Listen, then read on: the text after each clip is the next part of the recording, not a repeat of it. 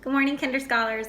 Today we're going to be doing our Tuesday, May 12th, day 15, reading comp enrichment activity. For today, you will need a couple things from your packet. You will need this page, which says day 15 on it. Again, it has the beginning, middle, and end boxes. There is a second part to that page, which looks like this, that has character and setting lines. And you will need this book that's in your packet. Now, Miss T has cut it and folded it to make it a book. You should have this in your packet. If you're unable to make it into a book, that is completely all right. I will be reading it today for your scholar, and he or she should be completely fine. But we will need those three things: worksheet 1, worksheet 2, and then the book.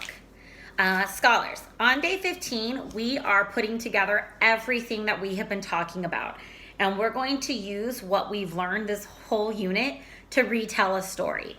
So, I know that seems like a lot, but I know you can do it. Say, I got this. Okay, you are going to be able to do it just fine. Remember, when we retell a story, we want to include the characters, which we know the characters are the people or the animals the story is about. One more time. The characters are the people or the animals the story is about. We also want to include the setting. The setting is when and where the story takes place. One more time. The setting is when and where the story takes place. So when we retell a story, it's important to include the characters and the setting. We always need to put that in our story. The next thing that we want to include when we retell the story is what happens in the beginning, the middle, and the end. We should tell the story in the same order that it happens, talking about what happens in the beginning using the words first, what happens in the middle using the word next, and what happens at the end using the word last. Okay?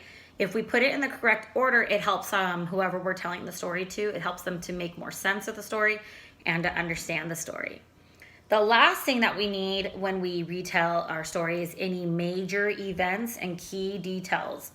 Remember, key details and major events are important pieces of information that should be included in your retell for the story to make sense, for it to be understood, okay? All right. Reviewing that real quick, we're going to jump into the book, The Boy Who Cried Wolf. Again, you can have this book either in hand. You can also find it on the website Reading A to Z. If you type The Boy Who Cried Wolf, they will be able to pull that up for you.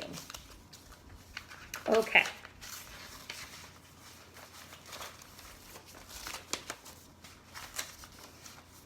One day, a boy was watching over his sheep. He was very bored. He wanted to play a trick. "Help, wolf!" cried the boy. The people of the town ran out to help. There was no wolf. The boy laughed. All right, we're going to stop there at page 5 because we've just read the beginning of the story. So let's think of what has happened so far. Remember, the retell that we're going to talk about should have the characters, the important events, and the important details. Think about what you've heard at the beginning of this book so far. Okay, once you have it, go ahead and tell somebody in the room what has happened in The Boy Who Cried Wolf.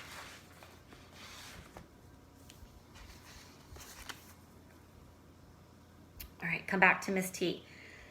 So far, we've met a boy.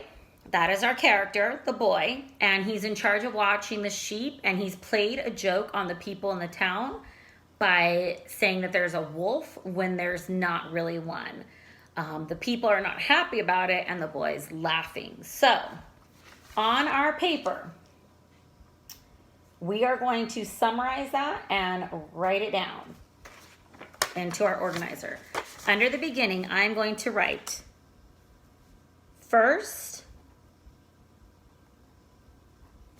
there is a boy who is in charge of watching the sheep. He said there was a wolf to trick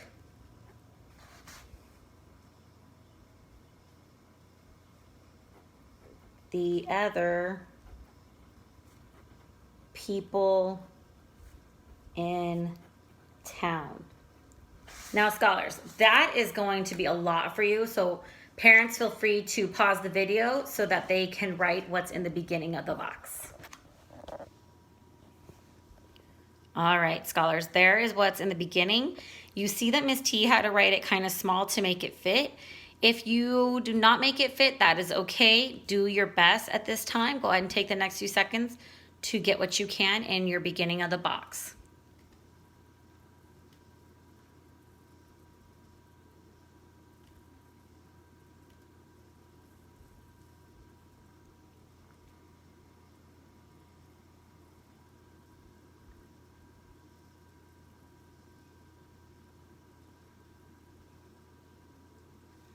Okay, we're gonna turn our camera back over and we're going to go to our second page because here is something that helps me know characters and setting. We've met two characters so far. We've met the boy, so I'm gonna write the boy on the top and I'm going to write the people in the town. Now, the sheep are animals in the story, and they do kind of play a role in this. So should we include the sheep just because they're part of the book? We can include them. Sheep. Okay. We've also been able to see from the pictures, where is the setting taking place? We know they live in a town, but where is the setting? Is the boy at school? Is the boy at a movie theater? No, the boy is outside. So under the setting, I'm going to put outside. All right, let me turn my camera over for you. Again, go ahead and pause the video if you need to. But now we know the setting and we know the characters. So you see that Miss T kind of listed them down. I said first the boy, people in the town, sheep, and then down here under setting, I've listed that it's outside. We could put outside in a field if we wanted to give more information.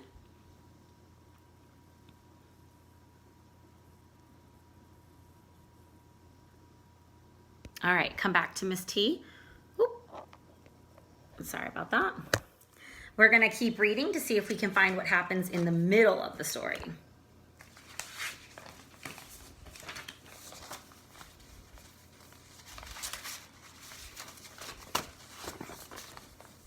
Okay. The next week, he did it again. Help, cried the boy. Help, wolf, cried the boy. Again, the people of the town ran to help. And again, there was no wolf. Again, the boy laughed. I'm gonna read it one more time. The next week, he did it again. Help, wolf, cried the boy. Again, the people of the town ran to help, and again, there was no wolf. Again, the boy laughed. Okay, so that's the middle of our story. What have we heard now? Go ahead and tell somebody next to you what has happened in those two pages.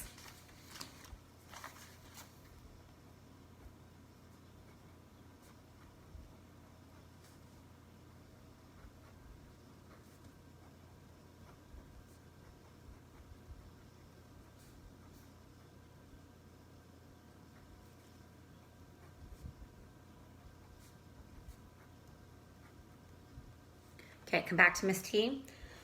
So this time again in the middle, I'm going to write next, the boy called wolf again, and it was a joke. The people came to help again, but the boy laughed. Okay, so in the middle, the boy called wolf again as a joke. The people came to help out again, but it was just a joke, and the boy just laughed at him. So I'm gonna go ahead and flip my camera over. Feel free to pause your video, but that's what we're gonna write in the middle.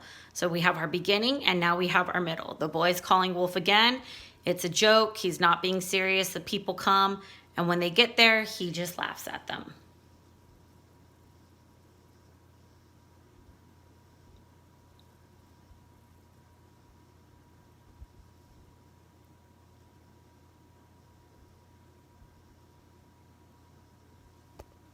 All right, come back to Miss T. Now let's read, I'm sorry about that. Now let's read the rest of the book and find out what happens in the end. Then a wolf really did come for the sheep. "Help, wolf!" cried the boy. No one came to help. The wolf chased all the boy's sheep away. The boy learned a lesson. People don't believe liars even when they tell the truth. So let me read that last part again. Then a wolf really did come for the sheep. "Help, wolf!" cried the boy. But no one came to help. The wolf chased all the boy's sheep away. The boy learned a lesson. People don't believe liars even when they're telling the truth. Okay, so we've read the last part of the book. Go ahead and tell somebody next to you or in your house what has happened the last few pages. Go ahead.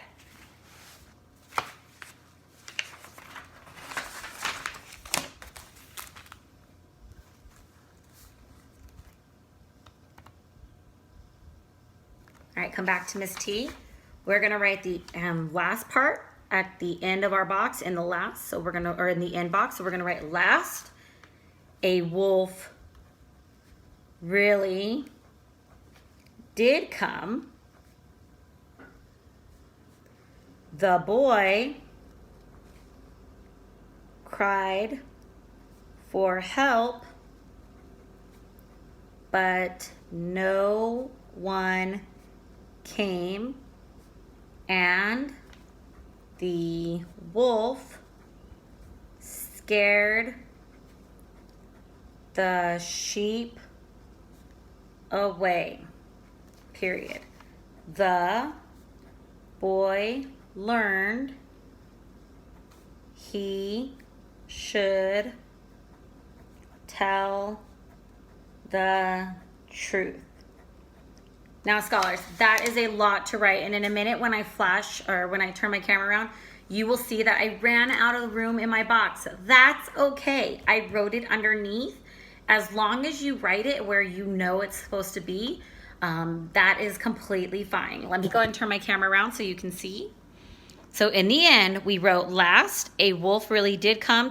The boy cried for help, but no one came, and the wolf scared the sheep away.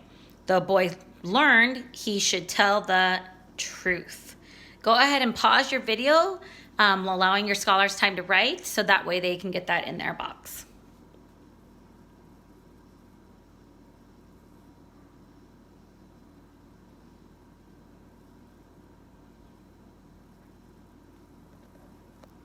Give it a few more seconds. All right, come back to Miss T. Now using this box, my graphic organizer, I'm going to retell you the story. First, there was a boy who was in charge of watching the sheep. He said there was a wolf to trick the other people in town. The boy called wolf, and it was a joke. The people came to help, but the boy laughed. Last, a wolf really did come, and the boy cried for help, but no one came. The wolf scared the sheep away, and the boy learned he should tell the truth. So we have our characters, we have our setting, we know what happened at the beginning, middle, and end. We know there was a boy who was watching the sheep. He called a wolf as a joke and tricked the people. He did it again and tricked the people and laughed. And in the end, a wolf really did come, and nobody believed him because he wasn't telling the truth. Scholars, you have this to practice today, and you can use this for any book that you read. You can always write the beginning, middle, and end so that you're able to tell somebody about the story that you read. Today, as you continue on with your lessons, also feel free to try to read some of The Boy Who Cried Wolf. It is one of the books that we use in the classroom that will help you get ready for your step testing.